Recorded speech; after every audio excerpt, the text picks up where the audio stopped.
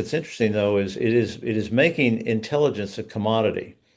All of our history, mankind intelligence has been scarce. It's what we've all sold.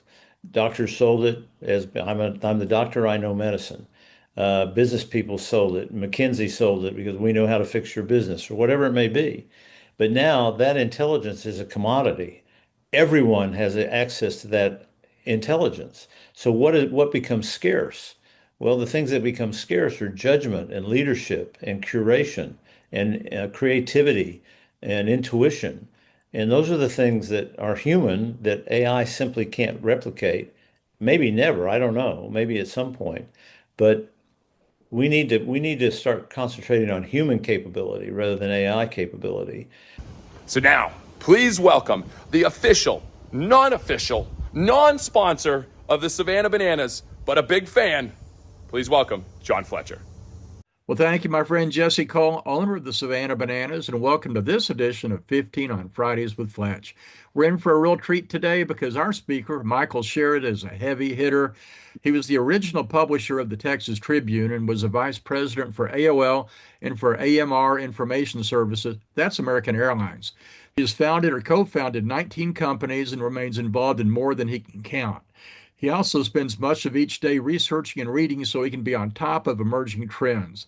Michael's been the William M. Dickey Entrepreneur in Residence at TCU, celebrated his 15th year, and he is the entrepreneur's entrepreneur. More important to us, he's a futurist. So he's come back to the future in his DeLorean to share what's going to happen. So be prepared to be amazed at what he's about to predict. Strap on your seatbelts and let's welcome one of TCU's most dynamic, most popular, and most in-demand speakers, Michael Sherrod. Welcome back to 15 on Fridays with Fletch with our special guest, Michael Sherrod, and we're talking about AI. So, Michael, we're seeing major tech companies cut jobs so they can invest in AI. Will these jobs be lost or simply be transformed into new jobs? Well, initially they were lost, but they're coming back. I mean, it's a terrible sales pitch when your sales pitch is we're gonna take all your jobs and possibly kill all of you. I mean, that's pretty much how they initially marketed AI, and it hasn't helped people be friendly to it or towards it. So a lot of companies took that to heart and started cutting jobs. Not as many as the press makes you think, but still, some jobs were lost to AI. More were lost to the uncertainty that created in the business environment where people just stopped hiring. But AI, what they're discovering about AI is that they need to change the job description of the people working with it. They need to bring people back into the loop and change the job description as to be managers of AI and co-pilots of AI rather than replace them because AI simply can't do it on its own. It's not powerful enough. It's not smart enough. It makes mistakes.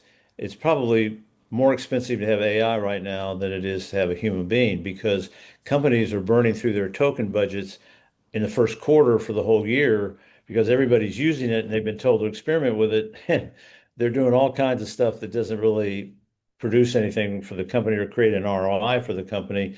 So now they're pulling back and say, whoa, whoa, whoa, you got to stop. You got to stop. We need a better plan for this. We need to make sure that we're not spending millions and millions of dollars and wasting it and not getting any return. And that's pretty much where about 95% of companies that use AI are. They are getting no ROI or no discernible AR, ROI, and they're trying to figure out, well, where is it? How does this help us? Yes, it can change things. We can create workflow handled by AI that will over time save tons of time for us, or it can do programming for us. But the problem is you've got to have a person there to make sure it's doing it well and doing it correctly. If you don't have that person, you're going to run into all kinds of problems very quickly. I think it was Amazon who had AI ordering things, and it got into huge trouble because it ordered way too much of some things, not enough of other things, completely forgot some things. They had to bring people back into the loop to make sure it was ordering correctly. Now, you may not need as many people, but you're going to need people to manage it, at least for the next few years. Absolutely. What capabilities will the next generation of AI offer us? Well, I think we're already beginning to see that. I think we're seeing that instead of being a prompter of AI, we're going to be a patron of AI. And what I mean by that, right now we have it give it a long prompt and it goes and does that. What we're going to say very quickly in the next generation is build a map of the time and distance it takes for a human, a car, and a train to go from every city in the world. So from Manchester to London, from Dallas to New York, build me a map and give me times for a human, a car, and a train to traverse that space for every city combination in the world. That's an astounding thing. And a gentleman has done that, and he did it. The computer worked for 9.5 hours. It built agents to go and pick out things and find things and look up websites and look up timetables, especially rural timetables. And even then he had to come back and fix it. But even so, it actually did what he said, and it built a replica of an 1880s map that had been done in the world back then. And it updated the map and built it in exactly that style. And it was correct in almost every way. He corrected the places where it needed correction. And that's going to be the future, where we just tell it to do what we want. Build me a marketing plan for these five things, or I need for you to give me a curriculum for this class based on all of my writings and all of my teaching in the past and my curriculums from the past, and what's going to be the most effective teaching for my classroom, etc. And that what's going to create real critical thinking in my students rather than allowing you to colonize their brains. So it's there's a lot of capability to come, but how well it's going to be utilized, how well it's going to create ROI for companies, we don't know yet. We might have super smart AI that really can't do much. I mean, that could, it might just sit there and contemplate its own navel. I mean, that's happened before and it could happen again. Well, now there's concerns that AI can program itself and possibly leave humans out of the decision making. Kind of going back to that movie, what 2001 Space Odyssey. What are your thoughts about that? I think that's incredibly scary, because we don't understand how AI works right now. We shouldn't allow that until we totally understand how it thinks. So right now, we know what we put in, the data we put in, and we know the answers that come out, but we have no clue what happens inside. That's a black box to the greatest scientists on the planet right now. They do not know how that answer is produced. I don't think we should be allowing AI to build AI until we know how that works, because we're just going to be replicating biases and psychotic behavior and everything else that's already in there without preparing ourselves for it. And our society is in no way, shape, or form prepared for the things that are going to happen with AI. Bad things will happen, great things will happen. We'll create new medicines and new cures, but we'll also open dams unexpectedly and flood towns and cities. We will do all kinds of things. Airports may get screwed up because planes can't land or the instructions are wrong and they collide. I mean, AI is fraught with so much promise and so much horrible things that can happen, both sides of that coin. And we don't understand that. And I think we should take some time to understand it. Everyone's rushing forward to create the greatest, largest AI in the world and control everything.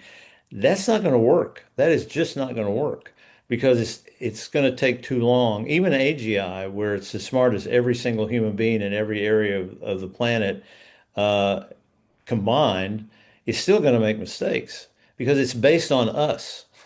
And we make mistakes all the time.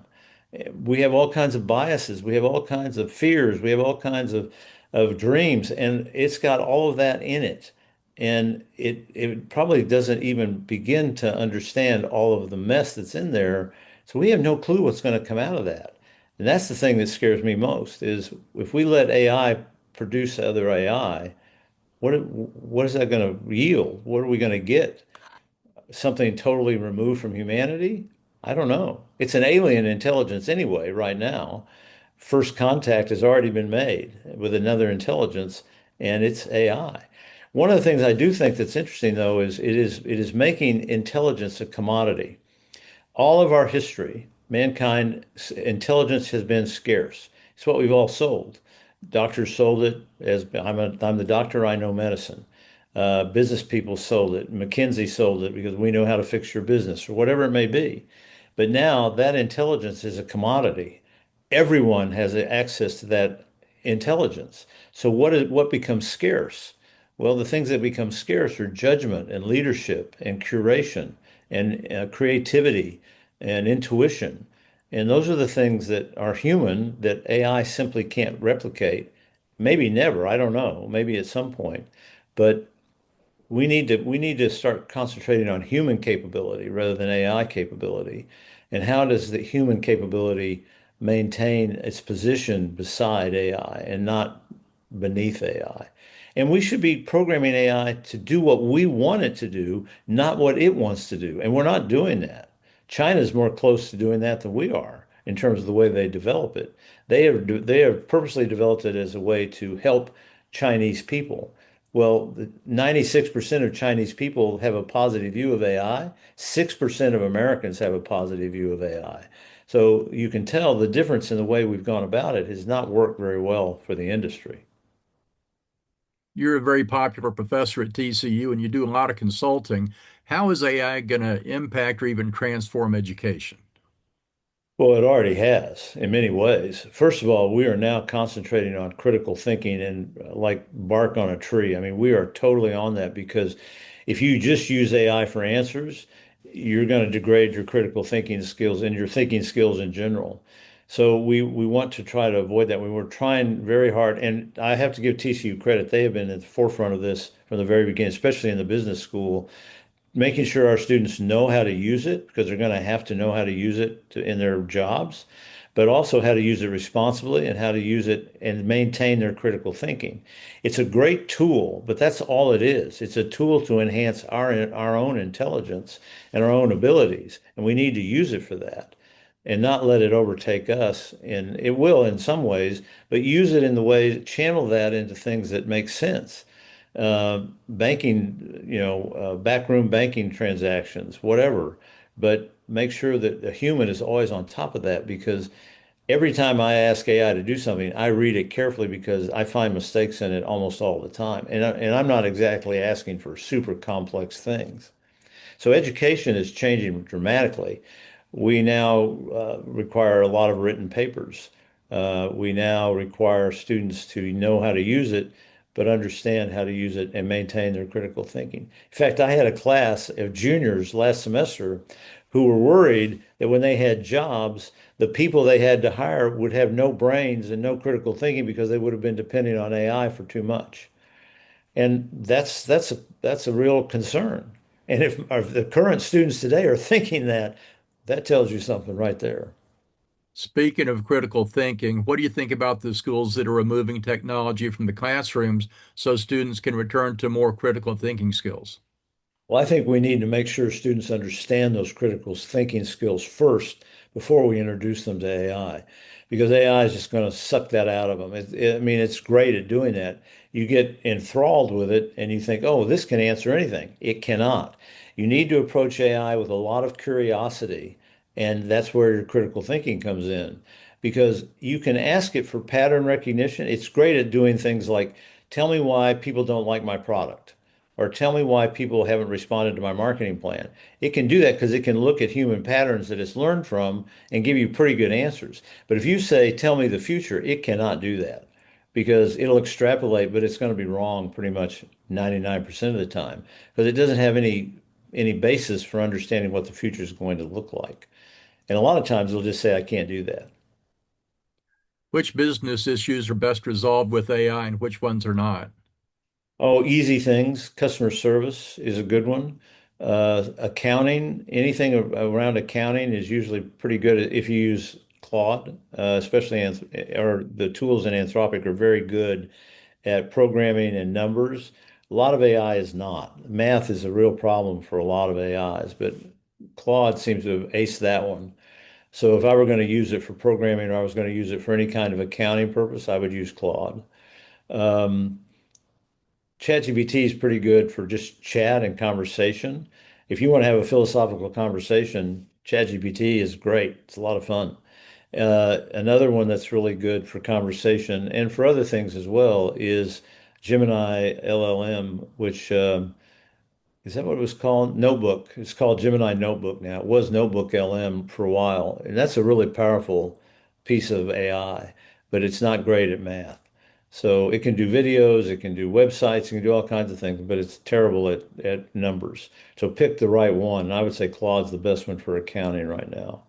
Now, I do think what you're going to see in the development of companies to solve problems for companies is you're going to see, like you and I create a shell company, and we attract all these individual developers of AI, and they're subject matter experts on various topics, the business, logistics, uh, business information systems, marketing, accounting, et cetera. And we agglomerate all of those, and then we go and sell them, and we pay a commission to whoever's AI is used in the consulting that we do. I think you're going to see a lot of that in the near term. So I think right now the best solved problems are customer service, um, accounting, some finance, and probably marketing for sure. Um, those are the ones I would say I would have confidence in. Anything that was like customer conversion, no, not going to work. Sales, actual sales to a person, I'd be very, very careful about that.